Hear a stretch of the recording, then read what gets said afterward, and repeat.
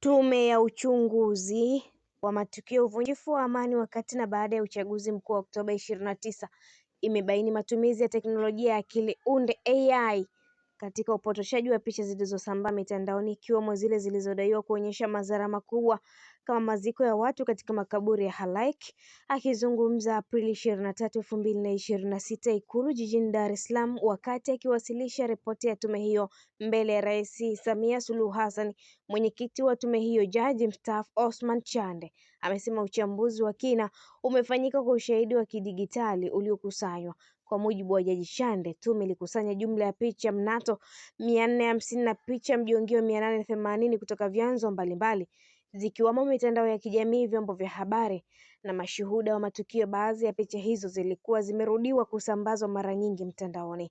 Amesema uchunguzi wa kisayansi uliowashirikisha wataalamu waliothibitishwa umeonyesha kuwa baadhi ya picha zilikuwa halisi, lakini nyingine zilihaririwa na kutengenezwa kwa kutumia teknolojia AI pamoja na nusu ukweli ili kuunda simulizi potofu. Mfano uliotajwa ni picha iliyosambaa sana ikionyesha miili ikiwa imehifadhiwa kwenye mifuko ya rangi ya bluu ikidaiwa kuhusishwa na maziko ya halaiki. Hata hivyo, tume imebaini picha hiyo iliwahi kutumika katika matukio tofauti duniani na si ya tukio la Oktoba 29. Tume hiyo imeeleza kuwa hali hiyo inaonyesha jinsi teknolojia ya kisasa inavyoweza kutumika kuathiri uhalisia wa taarifa na hivyo kuhitaji umakini mkubwa katika kuchambua taarifa zilizozagaa mitandaoni. Licha ya hivyo, Jaji Chande amesema pia tume ya uchunguzi wa matukio ya uvunjifu wa amani Oktoba 29, 2025 imesema baadhi ya wanasiasa na wanaharakati walitumia changamoto za wananchi kuwashawishi na kuwachochea kushiriki ghasia kabla na wakati wa uchaguzi mkuu. Mwenyekiti wa tume hiyo Jaji Osman Chande ameeleza haya Jumatano ya Aprili 23, 2026 akitoa matokeo ya ripoti ya tume ya uchaguzi wa matukio ya uvunjifu wa amani wakati na baada ya uchaguzi mkuu wa Oktoba 29, 2025 mbele ya Rais Samia Suluhu Hassan Ikulu jijini Dar es Salaam. Tume hiyo imefafanua kuwa baadhi ya wanaharakati hao na wanasiasa walitumia kauli mbiu na matamko mbalimbali. Ushahidi taarifa umeonyesha baadhi ya wanaharakati na wanasiasa walitumia changamoto za wananchi zilizotokana na vyanzo mbalimbali kama fursa ya kuhamasisha wananchi kushiriki katika ghasia hizo. Tathmini ya tume imebaini kulikuwepo na vichocheo mahususi vilivyohamasisha ari ya kufanya ghasia kabla na baada ya uchaguzi mkuu, amesema Jaji Chande. Amesema vichocheo hivyo vimewekwa katika makundi matatu ikiwemo ya mitandao ya kijamii, akisema kwa mujibu wa mashahidi waliofika mbele ya tume walieleza kuwa mitandao yao ilitumika kabla na baada ya uchaguzi mkuu, kuwa mitandao yao ilitumika kwa kiwango kikubwa. Aidha, waliibuka wabuni mada kwenye mitandao content creator, ikiwemo kuhamasisha wananchi wasishiriki uchaguzi mkuu au kuhakikisha haufanyiki, amesema. Tume ya uchunguzi pia iliyoundwa kuchunguza matukio ya uvunjifu wa amani yaliyotokea wakati na baada ya uchaguzi mkuu wa Oktoba 29, 2025 imeeleza kuwepo kwa ushahidi unaonyesha namna baadhi ya vijana walivyodanganywa na kushawishiwa kushiriki maandamano. Akizungumza Ikulu jijini Dar es Salaam wakati akiwasilisha ripoti ya tume hiyo mbele ya Rais Samia Suluhu Hassan, mwenyekiti wa tume hiyo Jaji mstaafu Osman Chande ametoa mfano wa kijana mmoja wa USA River Arusha mwenye umri wa miaka 16. Kwa mujibu wa maelezo yake, kijana huyo alishawishiwa kushiriki maandamano kwa kupewa kiasi cha shilingi 50,000 huku akiahidiwa atalipwa hadi shilingi milioni 5 endapo angeendelea kushiriki kikamilifu. Inadaiwa pia alielezwa kuwa atapewa mchongo utakaomsaidia kutoka kwenye hali ya umaskini.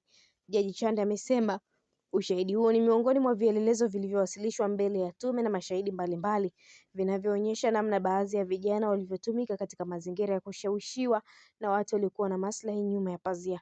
Tume imeeleza kuwa matukio haya kama hayo yanaonyesha umuhimu wa kulinda vijana dhidi ya upotoshaji na ushawishi usio salama, hususan katika nyakati za mivutano ya kisiasa, ili kuepusha kutumika kwao katika vitendo vinavyoweza kuhatarisha amani. Ripoti iliyoundwa kuchunguza matukio ya vurugu yaliyotokea Oktoba 29, 2025 wakati na baada ya uchaguzi mkuu nchini Tanzania umewasilishwa rasmi ikiweka hadharani maelezo kuhusu vifo, majeruhi na muktadha wa matukio hayo. Zaidi ya watu 500 walipoteza maisha na maelfu kujeruhiwa katika ghasia hizo ambazo pia zimesababisha uharibifu wa mali zenye thamani ya zaidi ya shilingi bilioni 125 za Kitanzania, takriban dola milioni 50. Hata hivyo, kama ilivyokuwa ripoti nyingi za kitaifa zenye uzito mkubwa, uwasilishwaji wake umefungua mjadala mpana na mpya, hasa kuhusu uwazi, uwajibikaji na hatua zinazofuata. Mwenyekiti wa tume Jaji Osman Chande alieleza kuwa uchunguzi uliofanywa ulilenga kukusanya ushahidi, kusikiliza pande mbalimbali na kutoa mapendekezo. Kwa upande wake, Rais Samia Suluhu Hassan alisisitiza kuwa hii ni ripoti ya rais, akiahidi kuwa serikali itachukua hatua zaidi kufuatia mapendekezo yaliyotolewa. Uchaguzi Tanzania 2025 uligubikwa na sintofahamu kubwa, ambapo mamia ya watu walipoteza maisha na wengine maelfu ya watu kujeruhiwa, na ACT Wazalendo wamekosoa vikali tume ya Chande na kutaka uchunguzi huru wa kimataifa zaidi. Hii ni Malkia Usaka, endelea kutufuatilia, usisahau kulike, kushare, kucomment pamoja na kusubscribe channel yetu ili uendelee kufurahia taarifa zetu mbalimbali za kimichezo, taarifa mbalimbali, matukio mbalimbali, hasa tumejikita katika michezo, lakini pia tunagusa maisha ya jamii moja kwa moja. Malkia wa Soka, mimi ni Queen Liz, kwa wakati mwingine, kwa heri na una wakati mwema, endelea kusalia nasi.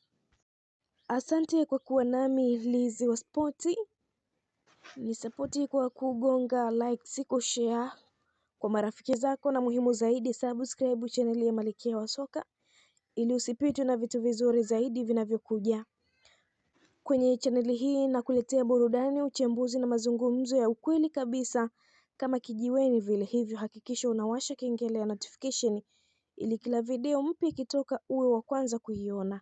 Na pia nataka kusikia kutoka kwako, niambie kwenye comments unaonaje kuhusu hichi nilichotoka kukizungumza. Una maoni gani au unataka nizungumzie nini kwenye taarifa inayofuata? Share maoni yako nami, sapoti yako ndio inafanya hii safari iendelee kukamilika kwa 100%. Asante kwa kuwa sehemu ya familia hii ya Malkia wa Soka. Mpaka wakati mwingine, mimi ni Queen Liz na chaneli hii ni Malkia wa Soka. Tukutane tena kwenye taarifa inayofuata.